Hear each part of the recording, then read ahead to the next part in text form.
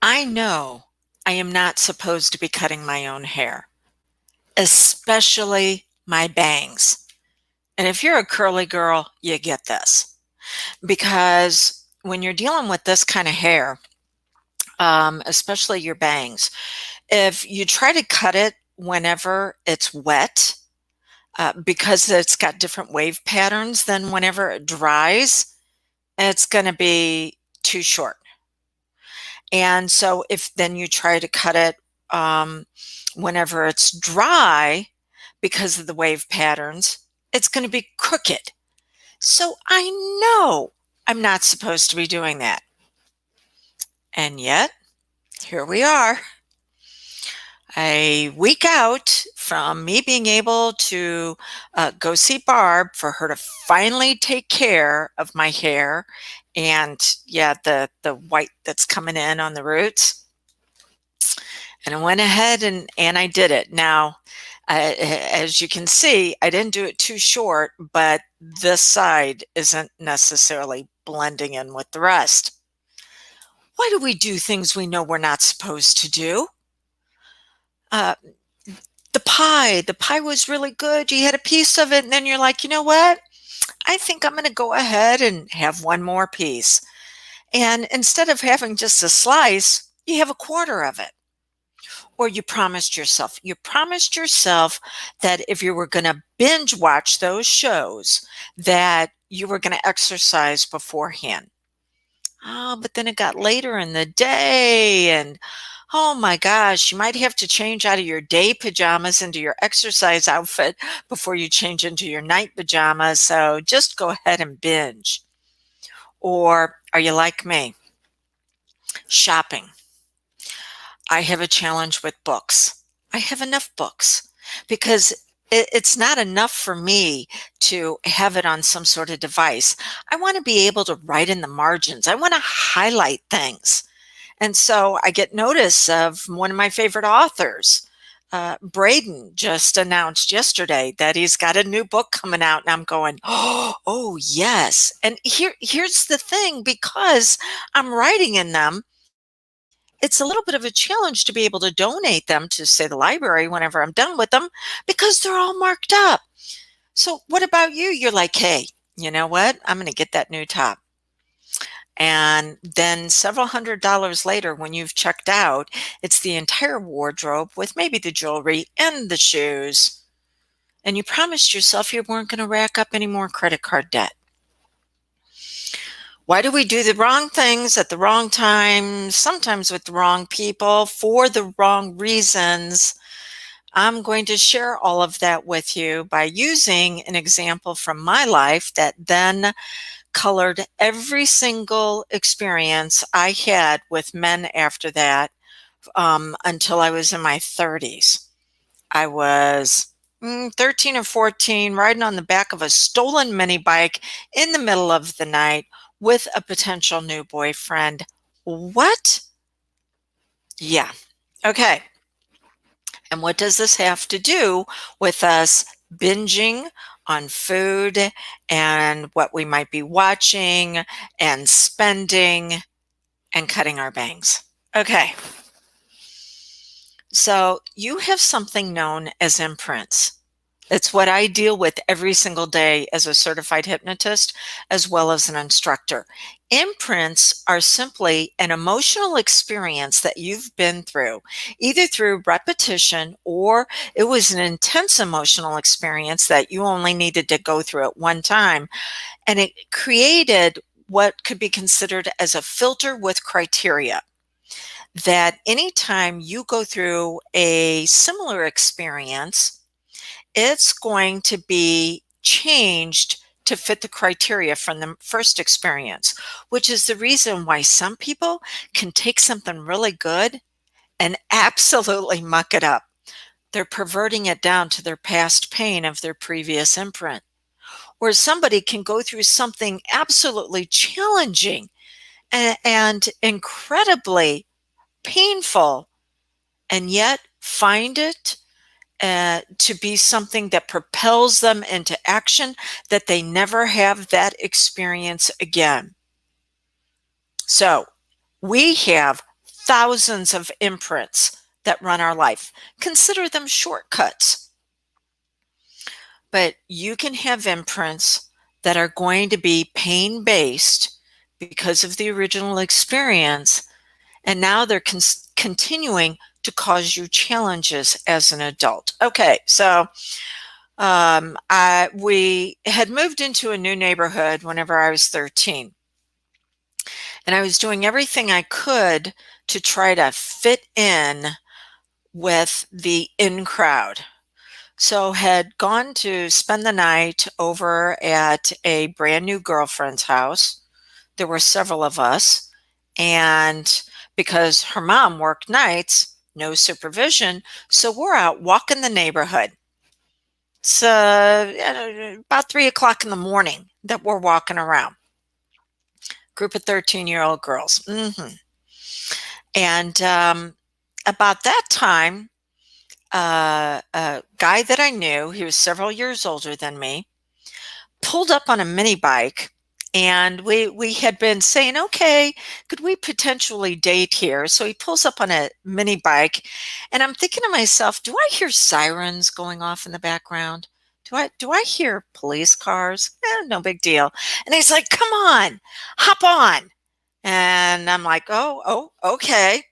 So um, I'm doing the wrong thing by being out there. Now, I'm going to explain in just a little bit what each of these things are, but I was doing the wrong thing because I was looking for certainty.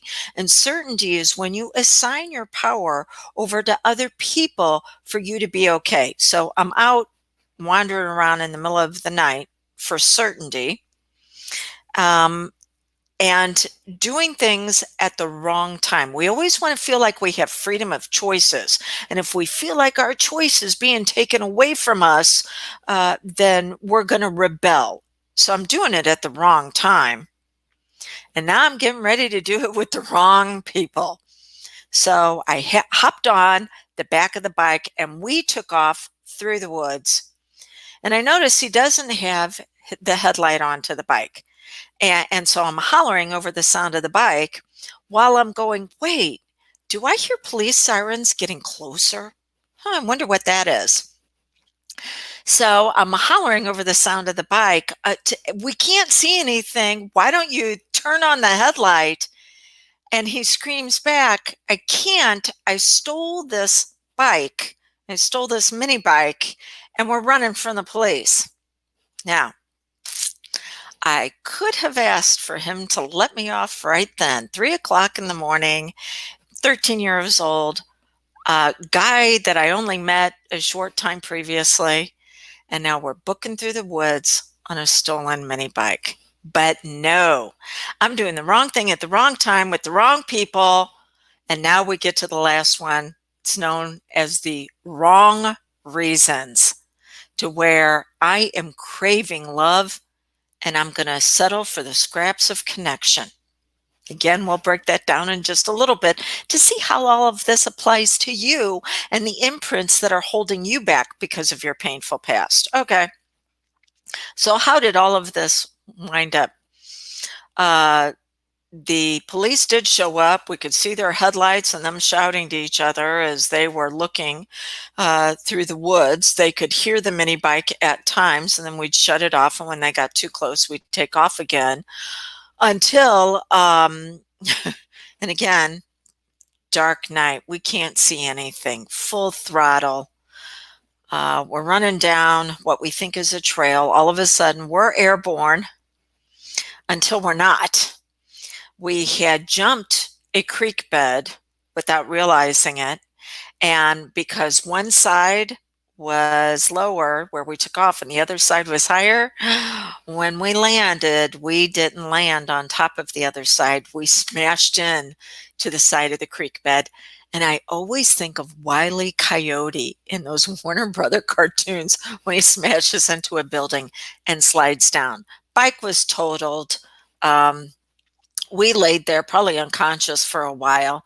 By the time we came around, the cops were gone and I headed home. Wound up staying in a relationship with this guy for the next 4 years. Why? Okay. So we have 4 levels of imprints. You meet one of these levels and it'll be something that, hey, you done it once, but you probably don't feel a need to repeat it.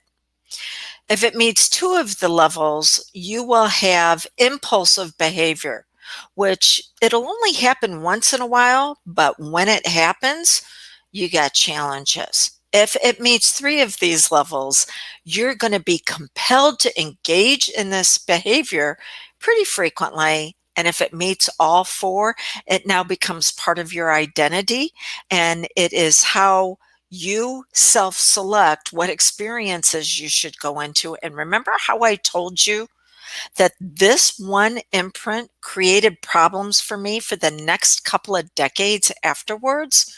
Yeah, because I kept looking for men that uh, were the match to this original emotional experience. Okay, so the first level will do the wrong things.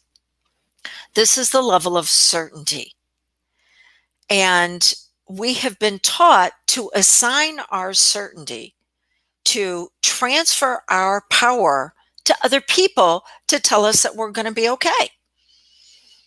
You had it with the people that were raising you, parents, older siblings, maybe grandparents. And then as you got older and then you started going to school, they told you then to assign it to the teachers in school. No one is transferring authority or transferring power back to you. You give it all to them and they tell you if you're okay or not. And then from there, it's going to be to your career, your boss, your relationships. So I had been raised in a household where I was told every single day how ugly I was. It's just the way things were. One of my siblings I had not seen for almost a decade. And when I ran into her again, I didn't even recognize her because of all the plastic surgery she had. Okay. So we're going to continue to do wrong things because we're waiting for that thing to tell us we're going to be all right. So maybe you're assigning your power over to that bag of snacks or over to the charge card. Doesn't matter what it is. You're looking for something to make you feel okay. But because the subconscious mind, which runs all of your habits and patterns, and whether you're a success or you're a failure, that's simply a repeated habit and pattern, it always looks to accelerate, to amplify what it's experiencing. So if you happen to be an overachiever, then you'll go up to the next thing, which is doing it at the wrong time. This is where we look for freedom. We don't want anybody to tell us what we have to do and when we have to do it. So we will look for a way to rebel if we feel like we're being controlled. But that rebellion always brings about crisis, chaos, and drama. And there's the challenge.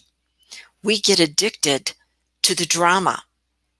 I work with peak performers that will come in with one area of their life that they just can't seem to get under control. And it could be something as simple as hitting the snooze alarm 20 times in the morning. Literally, that is a client I had, which was a problem as a vice president for the corporation that they worked for.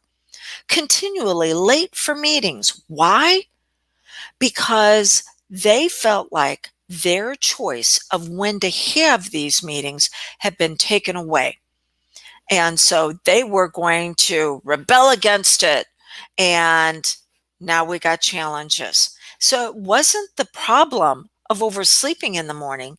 It was the problem that they felt like they didn't have a voice or a say in what they wanted to experience. Okay. So we'll do the wrong things at the wrong time. I felt like I didn't have a say in growing up as far as what I was going to do when. So, yeah, I was going to be out wandering in the middle of the night. And by the way, that was a cycle that again went on for a long time of you're not going to tell me what to do. I was suspended so many times my school district asked me to leave permanently, and it was only because of my parents going to them begging for a second chance that I got back in because I was consistently rebelling. They saw me as a problem child, but they only saw the symptoms, not the cause. Okay, but again, that's not enough. Now we're going to take it up to the next level. So we've dealt with certainty, we dealt with freedom. Now we're going to deal with worthiness. Am I seen by others as acceptable? Will they include me in their group? So we'll do the wrong things at the wrong time with the wrong people because we're just hoping that someone will finally see our brilliance and make it okay to be us. But that's not what happens whenever you've started down the wrong path. Because the only people that want to accept you are the ones that are wounded just like you. And two negatives do not create a positive in this experience. You just continue to trigger each other. So now I'm setting up an imprint for compulsive behavior, wrong things at the wrong time with the wrong people. You ask for an accountability partner. I had someone share this with me the other day. I just need an accountability partner. Oh no, that will screw your success up rapidly. Why is that?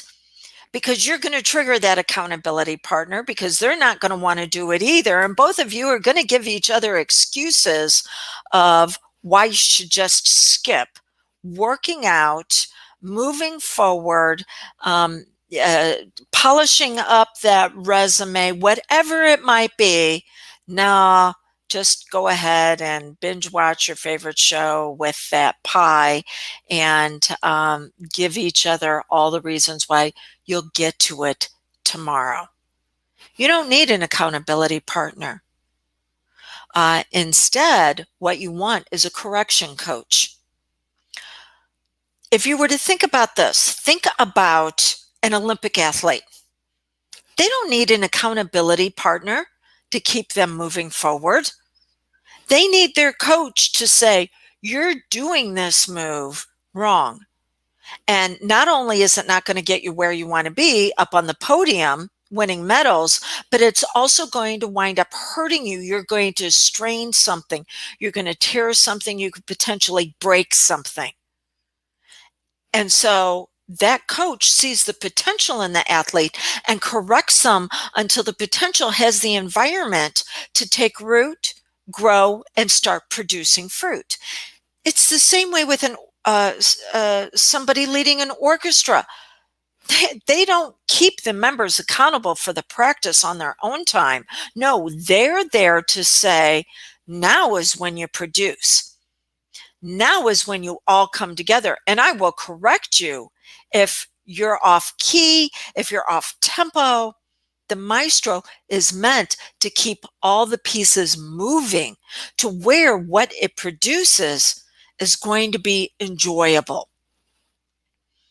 Wrong things, wrong time, wrong people, certainty, freedom, worthiness. We'll pick people that are just feeling as unworthy as we are. And then the last one, for the wrong reasons. We all want love, but we've been taught and conditioned to settle for the scraps of connection, to where we dumb ourselves down so somebody else does not feel bad. We hold ourselves back because we're so afraid of losing that we'll give up ourselves in seeking that acceptance. So I was doing the wrong thing at the wrong time with the wrong guy because I was hoping he would finally love me. I was so missing that in my life. Here's the challenge, because I never experienced transfer of authority or transfer of power.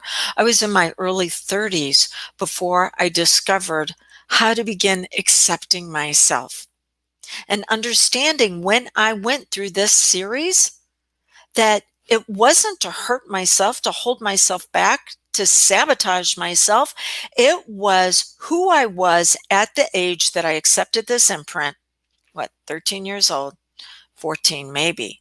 Um, it was that younger me crying out, going, I do not know how to cope in an adult world.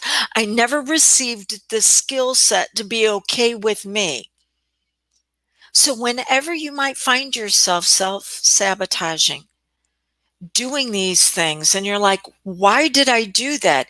It is because the younger part of you, that imprint, is coming to the surface and saying, please assist me. I don't know what to do with this stress. So now I'm stress eating to suppress it and repress it. I don't know what to do about the fact I feel like I have no choices in this. I worked with somebody the other day. I had a consult with him. And after just talking to him for a few minutes, I said, are you calling me because you wanted to, or are you calling me because somebody in your family asked you to? And he said, somebody in the family. I said, I can't work with you. You've got to decide that this is for you, not them, because you'll rebel and you'll sabotage the very success you say that you want, because you need to want it for you, not to make life okay for them. So wrong things, wrong time, wrong people, where you are the sum total of the 5 people you spend the most time with. I here recently had to cut off a friend because some of the things that they were doing were no longer in alignment with my values for leadership, for growth, and for what's right. Right now, they're scamming the system. They're taking something that's not theirs, and they don't see anything wrong with it because everybody else does it.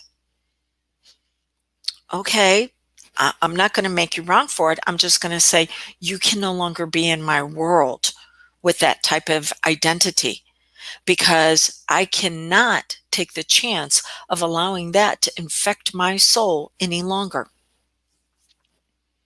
Wrong reasons? This part of you is saying, please show me how to love myself in this area. Show me how to take care of myself. You already hold that potential. But until you understand why this imprint is triggering you, you'll continue to live it out, hoping that things will get better. And all you'll do is continue to reinforce the original problem that started with. Okay, so I'm going to wrap up with your plan of action.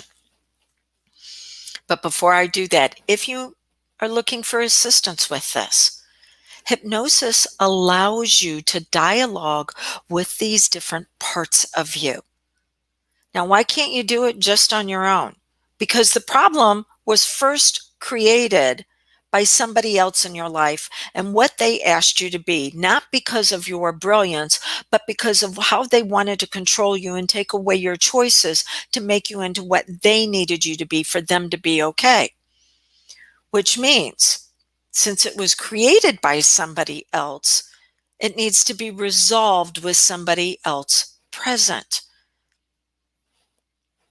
CanHypnosisHelpYou.com. You can go to that website, see how I assist people. There's even a link there that tells you how to have a no-charge consult with me. I'm going to tell you right now, I am the best rapid results hypnotist and coach. You will experience same-day results. Now, I've had people go, oh, isn't that a little arrogant? What? You want to work with somebody that says, well, yeah, I think I'm kind of good at this, and yeah, I'm hoping that this is going to work for you. No, the last 25 minutes that I've spent with you has taken 20 years to cultivate. You're not investing in my time. You're investing in bringing out your magnificence because I know how to map out the journey for you to get there. So while I'm the best, it would be arrogant of me to say I'm the best for you. I'm not quite sure. Go to canhypnosishelpyou.com and find out. Let's have a conversation. So, wrapping up your plan of action, which one of these do you find yourself typically doing? The wrong things at the wrong things at the wrong time with the wrong people, or wrong things at the wrong time with the wrong people for the wrong reasons? Because whatever your top level is, out of the 4 levels I gave you, certainty, freedom, worthiness, and validation, wanting love, but accepting for the scraps of what someone else is going to give you. Whatever level you're at, that holds the level of your power to achieve success. So, number 1, see which one's your top level. Number 2, begin to recognize that whenever you act out with this, it's simply because there's a part of you going, I don't have a skill set to be able to move from problem into progress. And 3, no self-deprecation, no beating yourself up. Begin to love yourself in a way that says, okay, I get it. We're just living out our previous conditioning.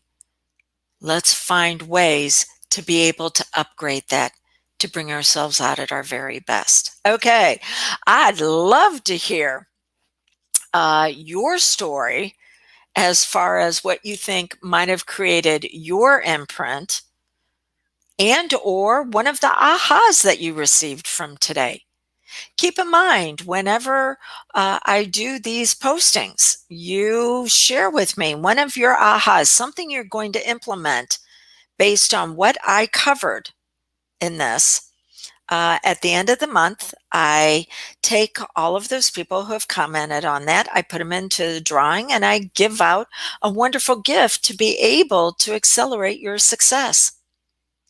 So I'm looking forward to hearing about your stories, lessons learned, usually the hard way, but how you're going to use it now to bring you out at your very best.